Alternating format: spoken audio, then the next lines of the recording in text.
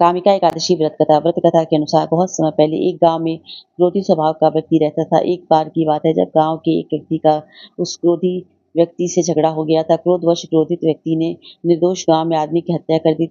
जब तक गलती का एहसास हुआ तब तक वह आदमी परलोक सिधार चुका था। अपराध की क्षमा याचना मांगने के लिए क्रोधित व्यक्ति ने गांव के उस व्यक्ति का श्राद्ध किया। श्राद्ध भोज करने का विकल्प किया, जिसे लोगों ने साफ साफ मना कर दिया। क्रोधित व्यक्ति इस कृत्य से बहुत आहत हो चुका था। उसे समझ में नहीं आ रहा था कि वह क्या करे। तब एक मुनि से उन्होंने पूछा कि उसके पाप कैसे दूर होंगे। मुनि, जो कि उसके बदले हुए स्वभाव से परिचित हो चुके थे और उसको पश्चाताप की अग्नि में जलते देख रहे थे, मुनि समझ गए कि अब ये क्रोधी व्यक्ति न होकर एक सज्जन व्यक्ति हो चुका है। मुनि ने पापों से मुक्ति के लिए कामिका एकादशी का व्रत करने के लिए मार्गदर्शन दिया। मुनि के बताए अनुसार वह विधिवत पूजा करके श्री हरि की मूर्ति के पास ही सो गया।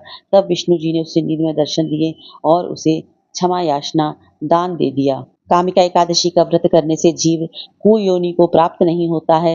विष्णु जी को तुलसी अर्पित करने पर समस्त पापों से मुक्ति मिलती है। साथ ही यह तुलसी दान रतन, मोती, मणि, 4 भर चांदी और 1 भार स्वर्ण के दान के बराबर हो जाता है। जो मनुष्य तुलसी का पौधा अपने घर में सींचता है, उसके पाप यातनाएं समाप्त हो जाती हैं और मनुष्य पवित्र हो जाता है। पद्म पुराण के अनुसार भगवान श्री कृष्ण युधिष्ठिर को एकादशी का महत्व समझाते हुए कहते हैं कि जैसे नागों में शेषनाग, पक्षियों में गरुड़, देवताओं में विष्णु, वृक्षों में पीपल तथा मनुष्यों में ब्राह्मण श्रेष्ठ हैं, उसी प्रकार संपूर्ण व्रतों में एकादशी श्रेष्ठ है। ब्रह्मा जी ने नारद मुनि से कहा कि श्रावण माह की कृष्ण एकादशी का नाम कामिका है, जिसे सुनने से वाजपेयी यज्ञ का फल प्राप्त होता है। इस दिन शंख चक्र गदाधारी विष्णु भगवान की पूजा करने चाहिए।